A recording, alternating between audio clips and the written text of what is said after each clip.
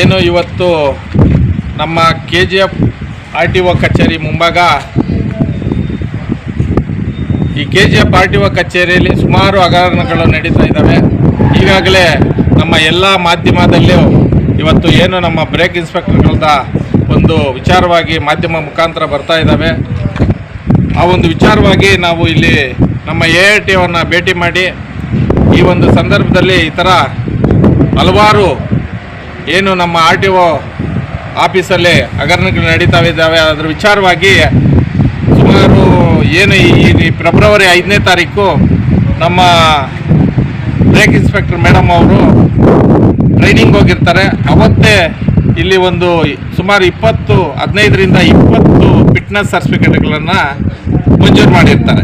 ಆ ಒಂದು ವಿಚಾರವಾಗಿ ನಾವು ಮೀಡಿಯಾದಲ್ಲಿ ನೋಡಿದಾಗ ಈ ಒಂದು KGF RTO ಹಗರಣಗಳನ್ನು ಬಯಲಿಕೊಳ್ಳುವಂಥ ಒಂದು ವಿಚಾರ ನೋಡಿ ನಮಗೂ ನೋವಾಯಿತು.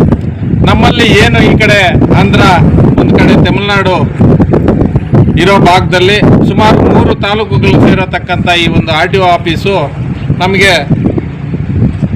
ಈ ಒಂದು ಕಚೇರಿಯಲ್ಲಿ ಇಷ್ಟು ದೊಡ್ಡ ಮಟ್ಟದಲ್ಲಿ ಹಗರಣಗಳು ನಡೀತಾ ಇರೋದು ನಮ್ಗೆ ನೋವು ತಂದಂಥ ಸಂಗತಿ. ಆದ ಕಾರಣ ನಮ್ಮ ಒಂದು ಏನು ಅಧಿಕಾರಿಗಳಿಗೆ ಭೇಟಿ ಮಾಡಿ ಇವತ್ತು ಈ ಥರ ವಿಚಾರವಾಗಿ ಅವರಿಗೆ ಒಂದು ದೂರನ್ನು ಕೊಟ್ಟಿರತಕ್ಕಂಥದ್ದು ಕೆಲಸ ನಾವು ಮಾಡಿದ್ದೀವಿ.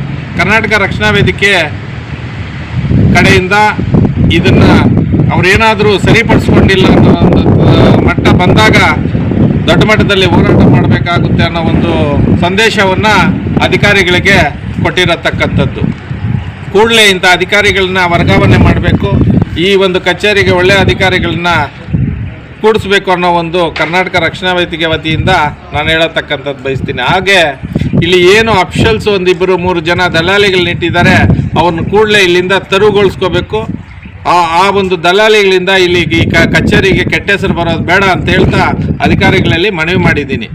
ಈ ಒಂದು ಅದನ್ನು ಅಧಿಕಾರಿಗಳೇನಾದರೂ ಈ ಒಂದು ಏನು ವರ್ಗಾವಣೆ ಮಾಡಿ ಅವ್ರನ್ನ ಆದೇಶ ಮಾಡಿ ಬೇರೆ ಅಧಿಕಾರಿಗಳು ಇಲ್ಲಿಗೆ ಕರೆಸ್ಕೊಂಡಿಲ್ಲ ಅನ್ನೋ ಒಂದು ಬಂದಲ್ಲಿ ಅವತ್ತಿನ ದಿವಸ ನಾವು ಕರ್ನಾಟಕ ರಕ್ಷಣಾ ವೇದಿಕೆ ವತಿಯಿಂದ ಹೋರಾಟ ಮಾಡ್ತೀವಿ ಅನ್ನೋ ಒಂದು ಮಾತನ್ನು ಹೇಳಕ್ಕೆ ಬಯಸ್ತಾ ಇದ್ದೀನಿ.